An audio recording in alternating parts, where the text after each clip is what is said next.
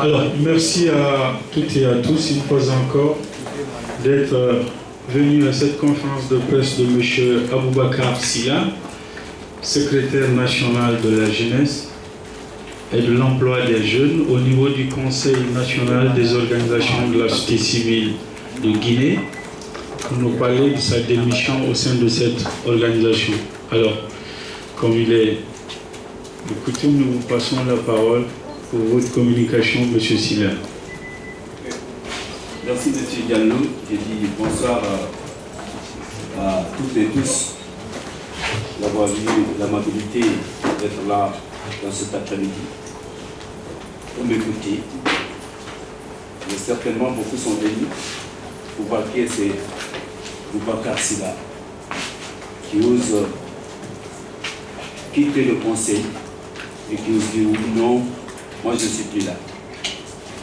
Pour la petite histoire, quand les concertations préfectorales, régionales, pour la définition du mot Conseil national des organisations de la société civile ont été lancées sur l'ensemble du territoire national, j'étais là à l'époque à Mamou. Nous avons suivi tous les processus jusqu'à la mise en place du premier bureau du Conseil national. Ces jours, que l'âme de mon frère Ben se repose en paix, il dit en bon sous où il y a son bureau. Jeune frère, prends ta main. J'ai dit non, nous on veut être contre le pouvoir. Pour pouvoir dire au moment venu non, quand il faut dire non, et dire oui quand il faut dire oui. Le temps s'est écoulé, et bien, il y a eu tout ce que nous avons connu dans l'environnement socio-politique du Conseil national des organisations de la société civile. Au mois de février, il y a 2 ans, j'ai pris l'engagement de me présenter pour être dans ce conseil après m'être critique dans la gouvernance. Je pensais apporter ma petite expérience de 20 ans. Je ne connais que ça. 20 ans, je n'ai fait que ONG. 20 ans, je n'ai fait que société civile. Je pensais apporter une solution aux différents problèmes. Quand on a été élu, j'ai rencontré l'ONG Sénafol. Vous pouvez aller vérifier. J'ai dit au directeur exécutif, mon frère, je suis dans un bureau, mais je veux que vous fassiez d'abord l'autopsie de cette organisation pour qu'on chasse de quoi on sort. C'est à l'ENAM ici, ils ont pris des fonds de Sénafol, ils ont fait l'évaluation organisationnelle du conseil. On connaissait là tous les problèmes que souffre le conseil. Après le diagnostic, c'est la faute d'élaborer le rapport de renforcement des capacités. Nous, membres du bureau, on a pris ce rapport, on a mis dans les droits. L'organisation la plus mal couchée au monde que j'ai rencontrée, dont le président est au-dessus de l'Assemblée générale, si vous sortez dans cette salle, si il n'a pas ses représentants dans cette salle pour l'appeler, allez-y au conseil, regardez l'organigramme, vous verrez le président, au-dessous, il y a l'Assemblée générale. Dans aucune organisation au monde, ça n'existe. Quand j'ai critiqué cela, l'hypocrisie qui nous met dans le bureau, je dis, c'est là tu parles trop. Moi, je ne suis pas venu pour ne pas parler. Je suis venu pour que ça change. Et je vais parler. Au fil du temps, j'ai constaté que la gouvernance était en chute libre sans vitesse initiale, où tout le conseil était chapeauté par 2 personnes. Depuis qu'on est là, aucun plan d'action. Aucun plan stratégique n'a été validé à l'Assemblée. Aucun plan d'action n'a été validé à l'Assemblée. Les comptes ne sont pas connus par l'ensemble des bureaux. Les décaissements ne sont pas suivis. J'ai écrit un mémorandum que vous aurez l'amabilité de parcourir. C'était le 8 décembre 2015. J'ai alerté l'ensemble des 27 membres.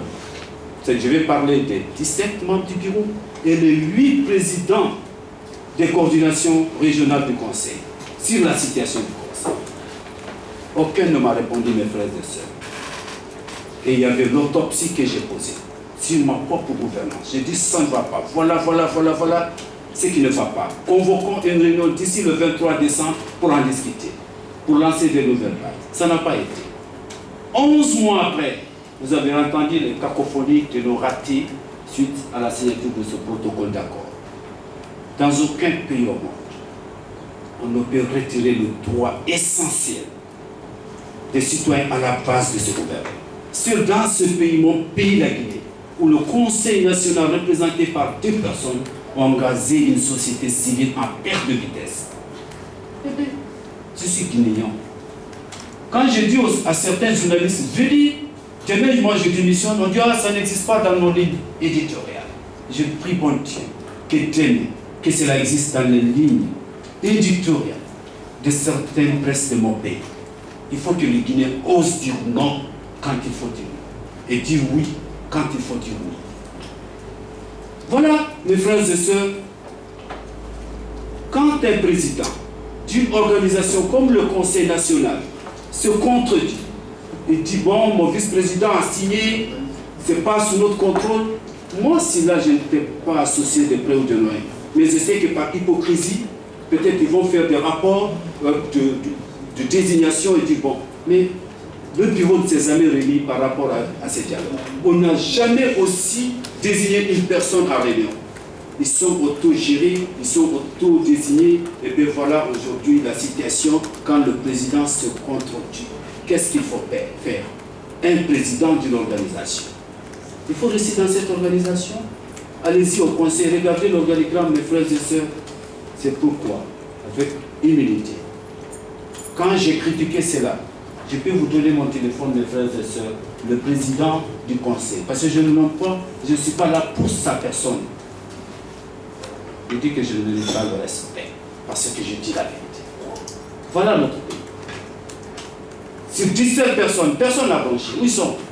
Certains m'ont rappelé, ah Singa, oh non, il ne faut pas que j'ai dépassé la ligne rouge. On dirait que j'étais dans le salon ailleurs, je ne suis pas dans une organisation où j'étais élu, je pensais pouvoir apporter une solution, mes frères et sœurs.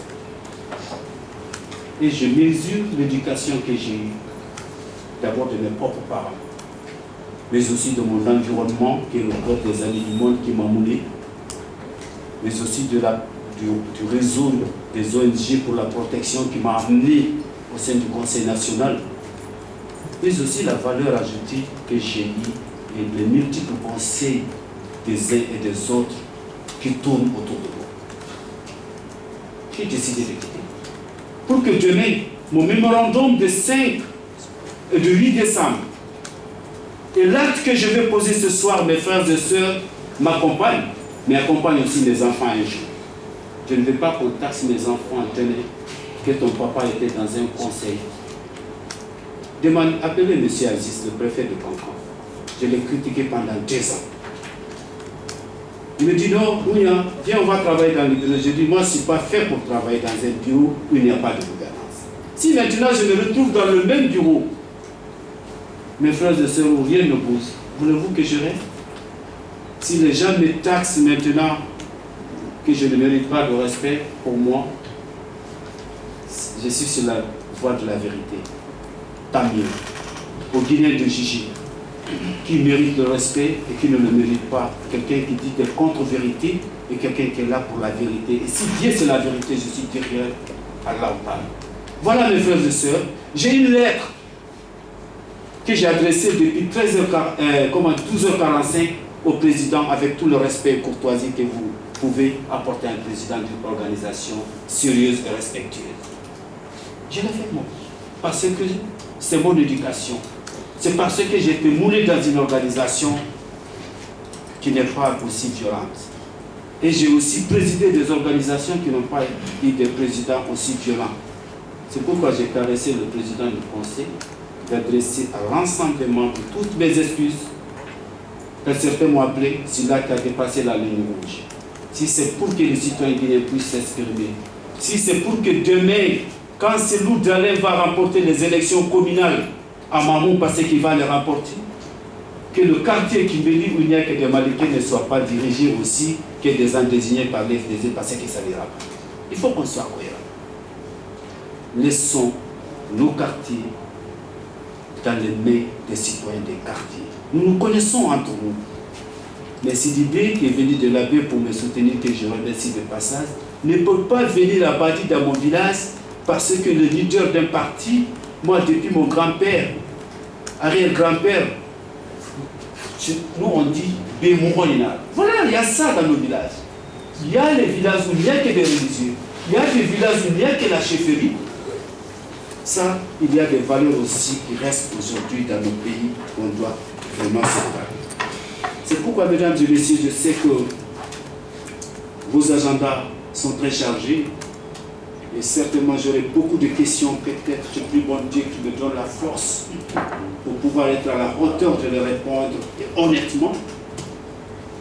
Je voudrais maintenant que vous me permettez que je lise ces deux bases que j'ai adressées au Conseil. Mais pour moi, c'est la lettre que j'ai adressée au président. Elle est différente de celle que j'ai adressée aux membres du bureau. Et vous aurez toute la documentation de mes 3 documents. Je vous promets d'abord, d'ici la sortie de cette salle, j'ai mis quelqu'un qui va travailler en ligne pour tous ceux qui ont laissé leur adresse email. Ils auront toute la production, le mémorandum, la lettre adressée à M. Dansa, la lettre adressée aux membres du conseil. Donc permettez-moi, je vais vite, ça c'était les 2 corps, de pouvoir permettre aux îles et aux autres de pouvoir affecter leurs questions et que je serai peut-être là pour leur répondre. Aux membres du bureau exécutif du Conseil national des organisations de la société civile, chers collègues, c'est avec engagement et détermination que j'ai été investi à mes fonctions de secrétaire national de la jeunesse et de l'emploi jeune pour faire équipe avec vous dans le souci de préserver l'estime et la défense des valeurs vis-à-vis des citoyens. Cette détermination puisait sa force dans l'espoir de la mise en place d'une société civile reflétant les préoccupations essentielles du citoyen guinéen. Cependant, il est regrettable aujourd'hui de constater que cette structure, qui aurait dû être un espoir pour le citoyen, est devenue une amertume étouffant le citoyen qu'elle est censée défendre. Fort de ce constat alarmant, j'ai essayé plusieurs fois d'attirer l'attention des membres sur la violation flagrante des textes juridiques caractérisés par la mauvaise gouvernance et ses corollaires au sein du Conseil national des organisations de la société civile. Pour rappel, le 8 décembre 2015, j'avais adressé un mémorandum à l'ensemble des membres du bureau exécutif du CNOS et qui sont restés indifférents. Très malheureusement, 11 mois après ce cri d'alarme, les mêmes observations restent et demeurent. Et d'ailleurs, se sont accentuées de façon plus alarmante et plus inquiétante aujourd'hui. De même, la décision non concertée prise par l'un des vice-présidents du Conseil de participer au dialogue politique en collaboration avec le président et les décisions impropres prises au nom du Conseil suit davantage l'organisation.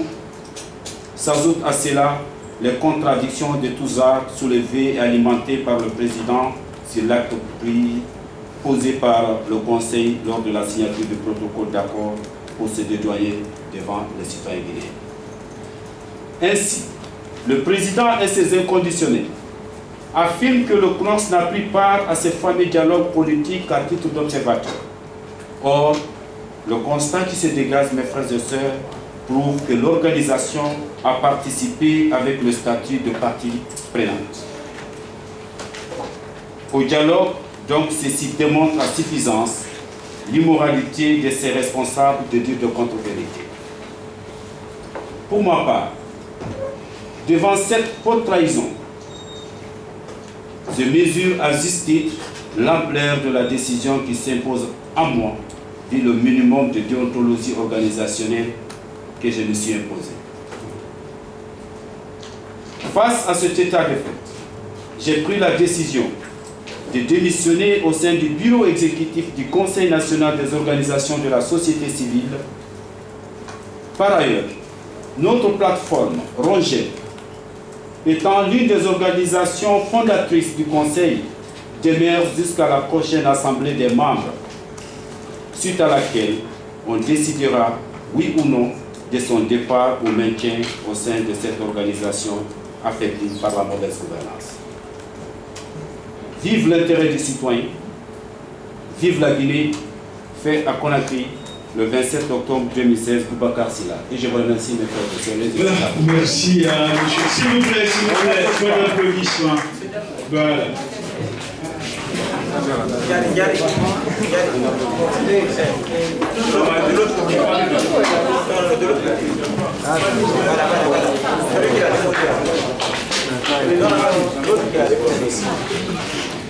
Bon.